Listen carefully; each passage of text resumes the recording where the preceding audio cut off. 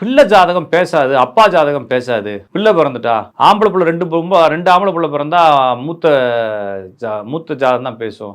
2 பொம்பளை பிள்ளை பிறந்துட்டா இளைய ஜாதகம் தான் பேசும்.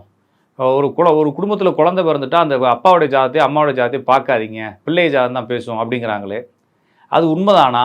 ஒரு குழந்தை பிறந்தோடனே அவங்க குடும்பத்தில் கூடிய இந்த பிள்ளை ஜாதகம் தான் பேசுமா அப்படின்னா, ஜாதகம் என்ன பேசுது? ஜோசியம் தானே பேசுகிறான்.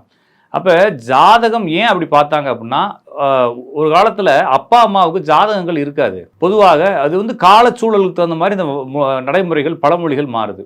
ஒரு காலத்தில் ஜாதகங்கள் இருக்காது. இப்போ சமீபத்தில் பிறக்கக்கூடிய குழந்தைகளுக்கு ஜாதகம் இருக்கும் அப்படிங்கிறதுனால இது வரைக்கும் அந்த குடும்பத்துக்கு அந்த அப்பாவுக்கு நம்ம நட்சத்திரத்தை வச்சோ ராசியை வச்சோ பலன் பார்த்துக்கிட்டு இருந்திருப்பாங்க. இல்லைன்னா ஏதாச்சும் ஒரு தோராயமான தேதியை போட்டு பார்த்துருப்பாங்க.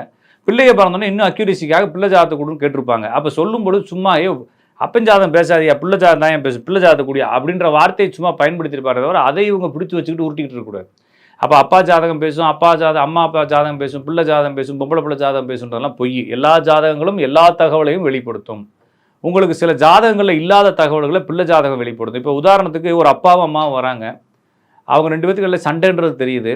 சார் டிவோர்ஸ் வரைக்கும் போயிடுச்சான்னு கேட்குறோம். ஆமாங்க, சேர்ந்துருக்குமா, நாங்கள் அடிக்கடி சேர்றோம், அடிக்கடி பிரிஞ்சுக்கிறோம், இப்போ கூட பாருங்கள் நாங்கள் டிவோர்ஸ் கேஸ் அப்ளை பண்ணிட்டு 2 பேரும் சேர்ந்து உங்கள்கிட்ட வந்துருக்குறோம் அப்படின்வாங்க. அப்போ என்ன செய்யறது? ஓன் ஜாதத்தை கொடு பார்த்துட்டு உன் பிள்ளை ஜாதத்தை கொடுன்னு கேட்குறோம். ஏன்னா அந்த ஜாதத்தில் அப்பா அம்மா சேர்ந்து வாழ்வார்களான்றது இருக்கும் இல்லையா.